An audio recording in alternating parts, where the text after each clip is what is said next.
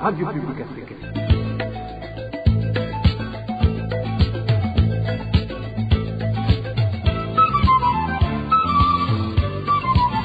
Radio Publique Africaine.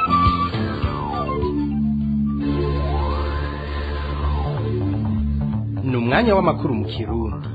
Mukaba muyashyikirizwa na Marie-Ange Irakoze. Turi kuwimana gerekerezo rya 11 mu kakaro umwaka wa 2021 mwakoze guhitamwo gukurikira amakuru mu Kirundi y'iradio ijwi ry'abanyagihugu RPA. Mu nkundire duhere ku ngingo nkuru ziyagize.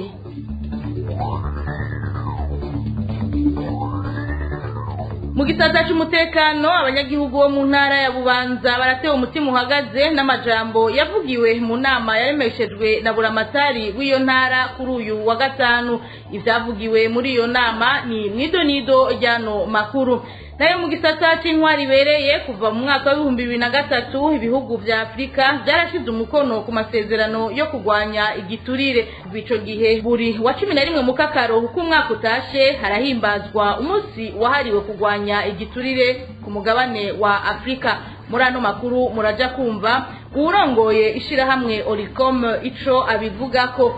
Nayo mu gisata c'impunzi abarundi bahungiye mu gihugu ca Tanzania mu ikambi y'Inyarugusu bafise bamwe mu miryango yabo yasubiye mu Burundi bariko baraturatuzwa navyo nyene twabibateguriye. Aya n'ayandi ni mukanya sangwe kazi.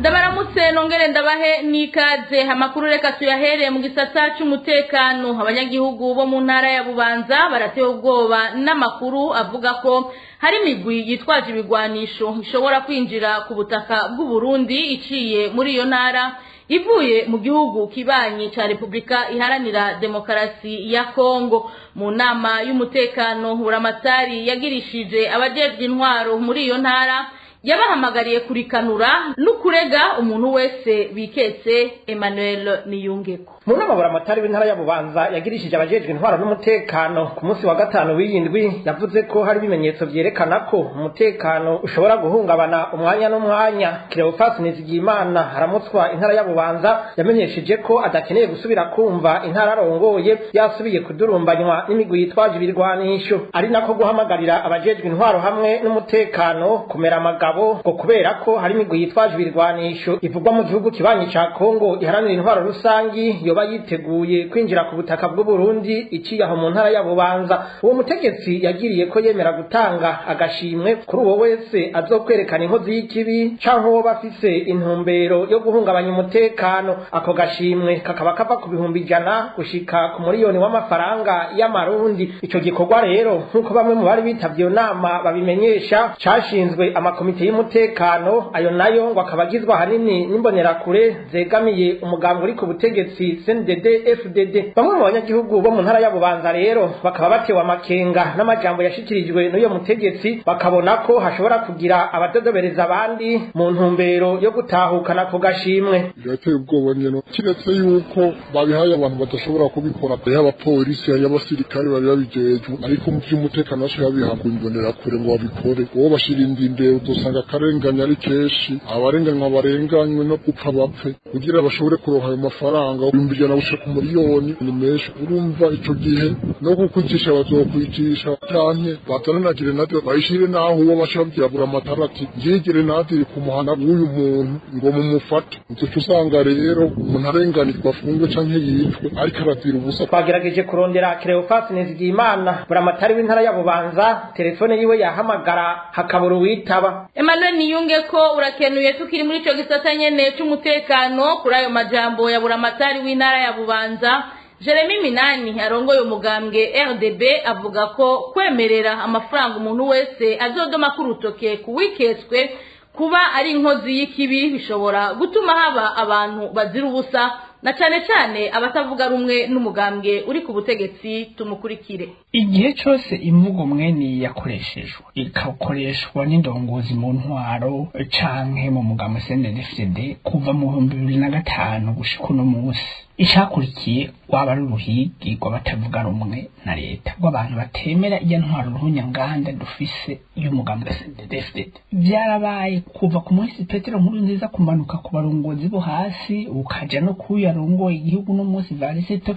Nico gituma abantu bagomba kuhagabira iyo umuntu yubahutse akavuga ati ubuzofata inkozi y'ikibi canke akayiranga tuzomuha amafaranga, ukuba ari uguhimiriza zambonera kure kugira ngo ziyarire mu matavuga n'umwe na leta, mu bagirizwa canke mu bikekwa yuko bataba bemeye irya ntwaro ruhunyanganda dufite no munsi babiyariremwo, bateme basasike abandi babugwe irengero.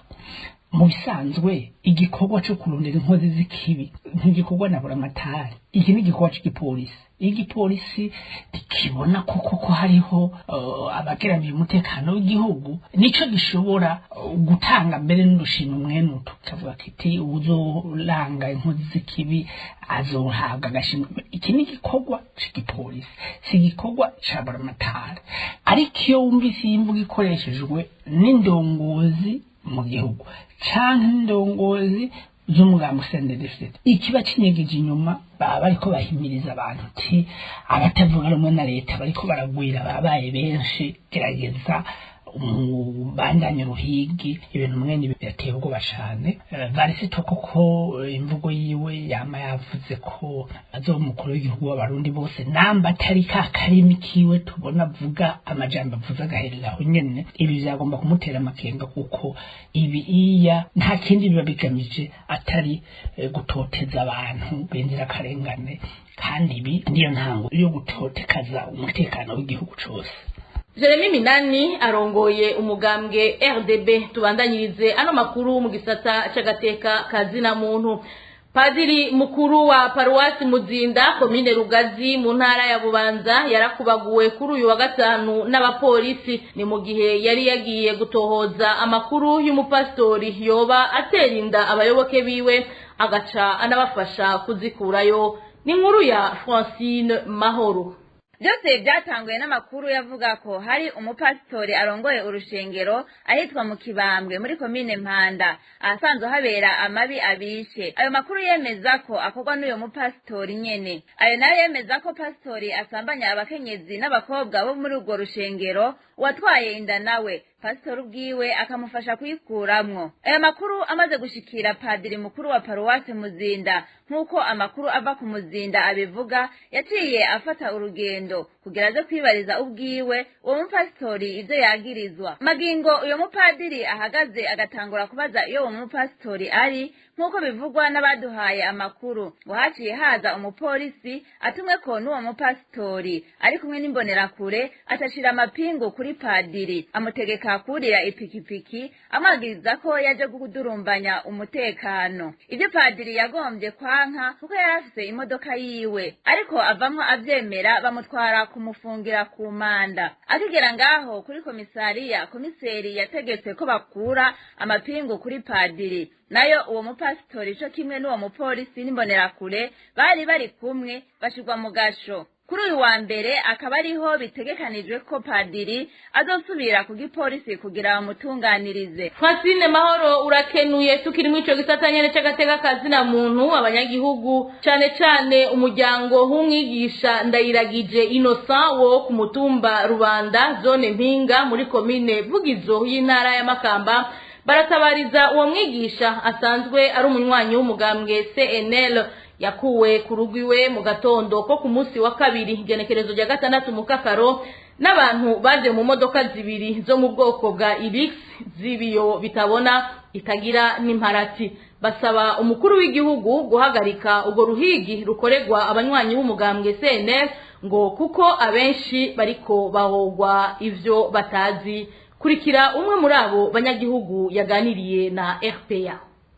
Abanyagihugu bo ku mutumba wa Rubanda turi n'umubabaro ntangere kuko twabonye ku munsi wa kabiri itariki gatandatu z'ukwezi kw'indwi 2021 haza imodoka tutazi iyo zivuye, imodoka ziri mu bwoko bwa Hilux zitagira imparati zashika ku rugo rw'umwigisha yitwa Innocent Ndayiragije, bakazunguruka inzu bagaheza bakamenya umuryango bakinjira ku nguvu bagasanga uwo mwigisha haryamye, bakamukubagura bagafata ibintu byose byo mu nzu bagasesagura, ndetse n'umudamu we agakubitwa.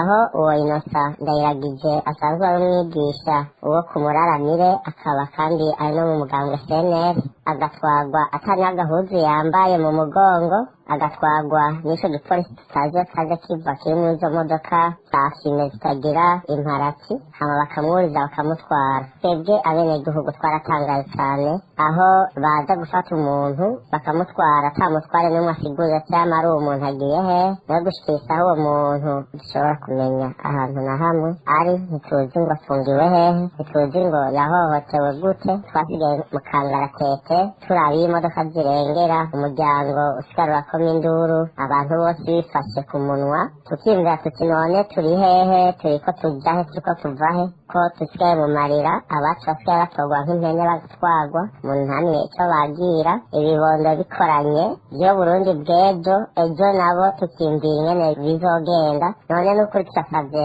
leta yacu y'Uburundi ko yogira ico ikoze.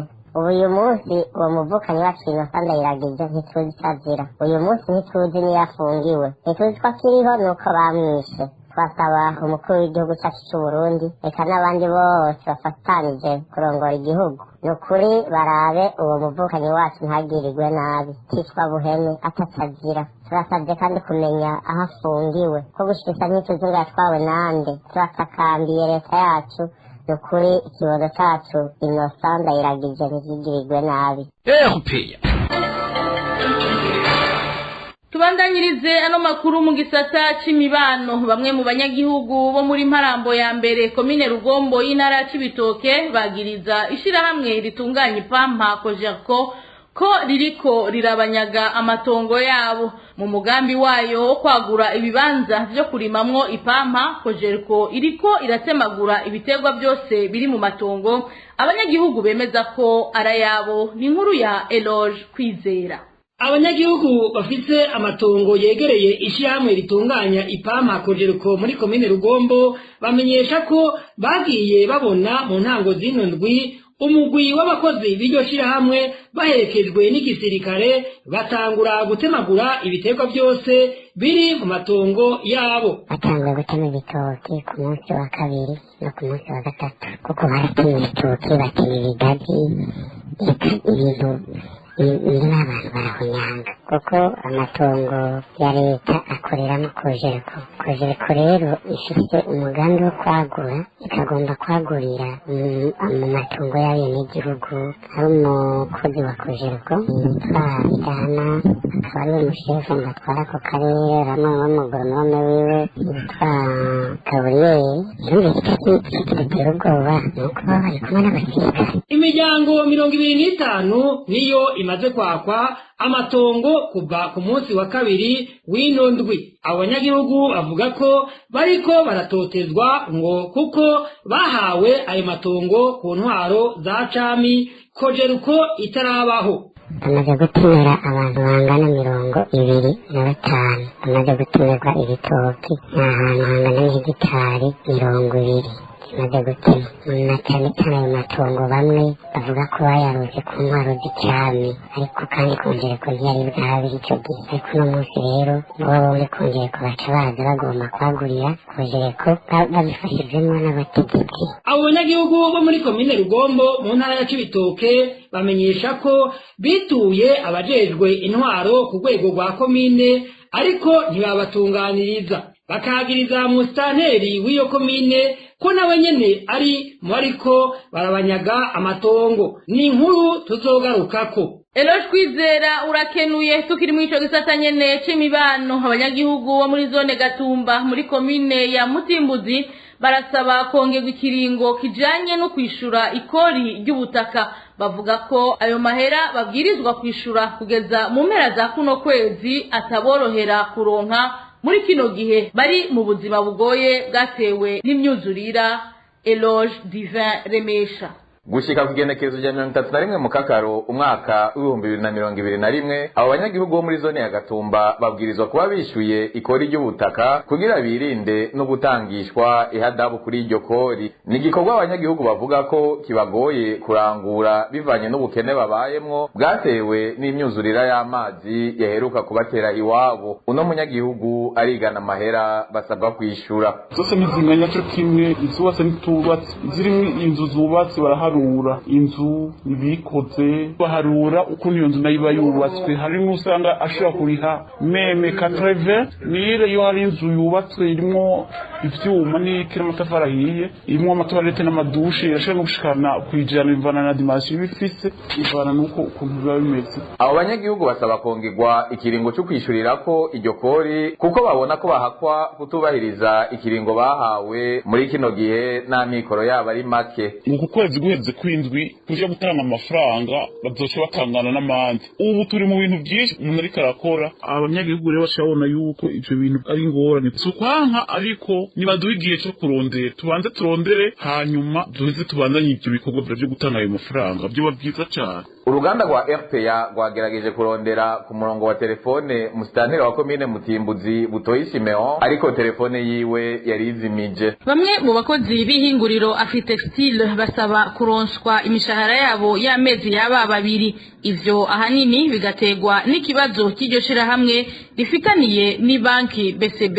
Abo bakozi bari basanzwe bahembegwamwo idonido na Aimable Nishimwe. Abakozi b'ishiramwe Afritextile bamaze ukwezi badahembwa bose hamwe bagera ku 400. Uko kudahembwa imishahara yabo kuje inyuma y'amezi agera kuri 6 bari bamaze badakora bari mu byo bita chômage technique mu rurimi rw'igifaransa. Twebwe abakozi b'ishiramwe Afritextile executive turafite ikibazo cyo kudahembwa baragiye muri chômage turamarayo amezi ashika 6 tugaruka amazu twabamwo baradusohoye tudashobora kuriha na banki gusubira kuyabamwo turagerageza turasaba turindira mu mazu none aho dufite ikibazo cyo kudahembwa gushika itariki ntitwahembwe abandi bose dukorana barahembwe mugabo twebwe ntitwashoboye guhembwa abo bene amazu rero bariko baradusohora batubare ariko turaba benshi none n'akamara amazi n'ukuri. Imvo yuko kudahembwa rero nk'uko bishikirizwa n'abo bakozi nuko ubuyobozi bw'ishiramwe Afritextile ngo atamahera bigeze bashira ku makonte yabo mu banki BCB ibanki isanzwe yarabatijije amafaranga yo kwifashisha mu ntango. Abakozi ubu baramaze kwezi kurenga bakora bigeze baronka amahera yabo yo kugira bashobore kubaho ngo bashobore kurya mugabo BCB iragerageza nko mu ntango z'ukwa gatandatu irabaho duhera dukeyi mugabo nayo ikibita ngo ni découvert. Ubu rero iyo BCB bugiti ngo babakatira rimwe yari deni y'aba découvert rimwe abakozi badashobora gukora. Ubu rero abatwara Afritextile muri BCB nta n'umushahara bigeze barungikayo y'abakozi ngo bashika hafi 400. Urukina gihe abo bakozi b'ishiramwe Afritextile basaba kuronswa iyo mishahara yabo kugira bashobore kwikenura no gufasha imiryango yabo gutyo ntibagwe mu mporero ku kibazo kiri hagati y'ihinguriro Afritextile na BCB.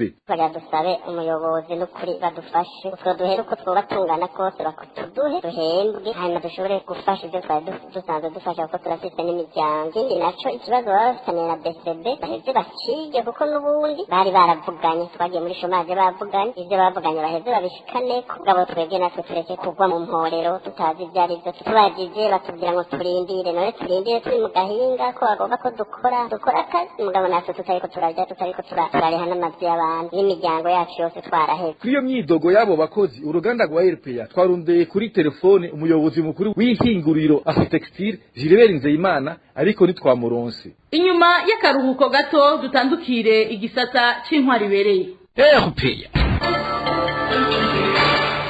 Imyidogo ni myinshi mu banyagihugu bo muri zone Nyakabiga mu gisagara ca Bujumbura biturutse ku mafaranga bariko baratozwa n'urongoye iyo zone babwirwa ko batazobomoregwa amazu yabo. Abo banyagihugu bavuga ko naho bamaze gutanga ayatari make bitabuza uyo muyobozi kuzana ababomora. Eric Niyonzima.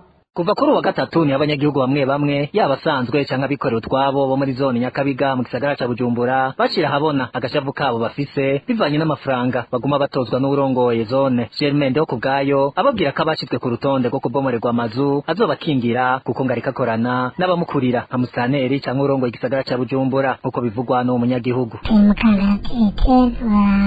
twabomorewe n'umuntu twari twahaye udufaranga twacu tugira ngo natwo tubomorera nawe n'usundi ni umutware wacu zose ariko turatangaye twa twamutwegeranije udufaranga twacu turamaha turi imiryango ishinga mugabo twaje tubona aza kudubwira ngo nitubomore yaba utwo dufaranga twatanze yaba naho twaradukorera urabona ko bamwe babomore muri abashoboye kumwongera abandi yababomore tubwira ngo naza kudutangira kwa neri turateye na mustaneri buriya ntibatubomore. Uretse ko abo banyagihugu bavuga ko bamwe batanze ibihumbi amajana indwi abandi miliyoni 2 n'igice n'ayandi bavuga ko barushe no kuguma batangishwa ayo mahera nyabuna abarongoye igisagara ca Bujumbura bababwira icokorwa kuko nabo basanzwe batagwanya umugambi wa leta. Twaregeranije aha twaramuhaye amafaranga tugiye ngo tumuhe 2 miliyoni twarayamuhaye no munsi y'icyadutangaje mu gatondo nuko twaje twumva ngo tuweze kwiyegeranya umustaneri ngo yamutumye envelope tube twokwama turiko turatangana nimba ashaka kuza turatanga ku munsi natubwira turatanga mugabo ibintu byatunaniye twebwe tugwanya umugambi wa leta wo gusukura isagara icyo turiko turakana amafaranga ashobora gupfuna kuma twakavanga tumwe n'abategetsi ko ari we mutware akomeye bavugana na Meri Braville n'umushikiranganji na Mustanteri tubwira yuko amafaranga yaha Meri Braville na Mustanteri. Kino gihe rero abo banyagihugu bambuwe udufaranga twabo basaba abarongoye igisagara gukurikirana hafi ico kibazo mbere bagasubizwa utwabo kugira barondere ikindi bokora. Eric Niyonzima urakenuye tukiri mu ico gisata nyene c'intwari bereye hahimbajwe kuri uyu w'Imana umunsi wo kugwanya ibiturire ku mugabane wa Afrika mu mwaka wa 2003 ibihugu vya Afrika byarashizeho amasezerano yo kugwanya igiturire kubera ko basanze igiturire ari intambamye mu bisata byose by'ubuzima bw'igihugu niho baciye banashinga ko uyu munsi uzohora uhimbazwa kuwa 11 mu kakaro uko umwaka utashe. Urongoye ishirahamwe Olicom Gabriel Rufiri avuga ko naho biruko atacakozwe gihambaye mu kugwanya igiturire muri Afrika. Tumukurikire. Imyaka 18 rero rigoroye tukaba twagiye turakurikirana haba ngaha mu gihugu cyacu cy'u Burundi canke muri Afrika turaba neza ko ibyo kugwanya igiturire biriko birafata intambwe yo mugabo twasanze mu vy'ukuri igiturire aho kugabanuka cagumye kigwira nivyo ibihugu byo muri Afrika byaragerageje gukora bimwe n'ibindi mu kugwanya igiturire mugabo ibyakozwe ntivyatumye igiturire kiranduranwa n'imizi. Eheraba ibihugu vya mbere byamunzwe n'igiturire ku isi naho nahandi kiriho usanga biri muri Afrika. Somalia niza ku isonga, Sudani y'Epfo igakurikira, eka tugiye no mu by'ubukene murazi yuko ingaruka ya mbere mbi y'igiturire n'ubukene butagira izina ku banyagihugu. Aha Uburundi nibwo buzu bwa mbere mu bukene aho umunyagihugu aronka amadolari y'abanyamerika 167 ku mwaka ku munsi mukaba mwumva ko aronka amahera ari mu amadolari ari munsi y'idolari rimwe. Igihugu ikurikira mu bihugu bya nyuma ni Sudani y'Epfo aho umunyagihugu wacu aronka amadolari 323 ku mwaka murumva ko nawe naronka munsi y'idolari ku munsi. Igikurikira kikaba Malawi aho umunyagihugu wacu aronka amadolari 397 ku mwaka murumva yuko ari dolari rimwe rirenga gatoyi ku munsi.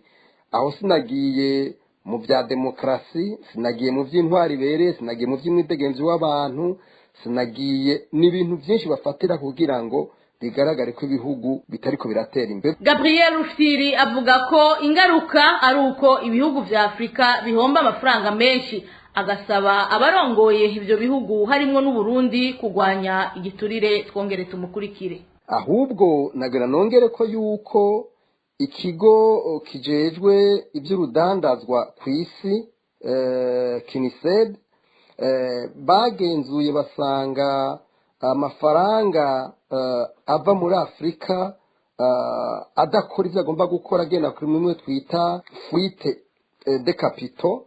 Nukuvuga Afrika ku mwaka itakaza vuga amamiliyaridi arenga 88 y'amadolari y'abanyamerika. Amadolari imiliyaridi 88 zirenga, murumva ko amafaranga ari menshi cyane Afrika itangatsa ku mwaka. Dusozerere ano makuru mu gisata c'impunzi. Imiryango yahungiye mu ikambi ya Nyarugusu ifise ababo bahungutse iriko irahohoterwa. Abacungera umutekano w'iyo kambi ngo babategeka gusanga ababo batashe. Idonido na Dani Claire iratwumva. Imiryango y'impunzi z'abarundi ifise ababo bahungutse ahinyarugusu ingana n'156. Isoko ryacu muri iryo kambi ryemeza ko kuri uyu wa gatanu abari mu bahagarariye umutekano w'ikambi bita abasungusungu baratemaguye ibitoki byose biri ku ngo zimwe zimwe z'iyo miryango.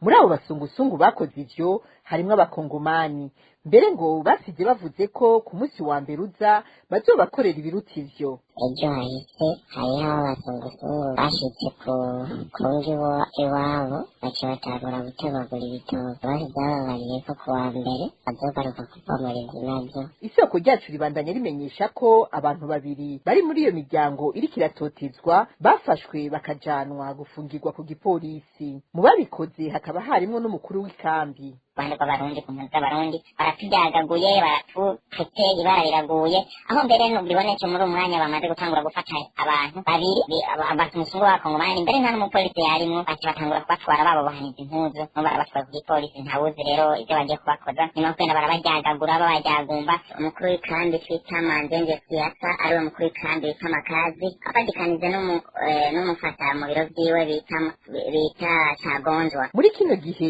iyo miryango y'izo mpunzi z'abarundi isaba ababishoboye bose kubatabariza iryo hohoterwa ntiribandanye kandi ntibabahungure ku nguvu. Dani Claire iratwumva, urakenuye. Ni no kuri iyo nkuru duciye dusozera ko amakuru mu Kirundi yo kuri uyu w'Imana igenekerezo rya 11 mu Kakaro umwaka wa 2021.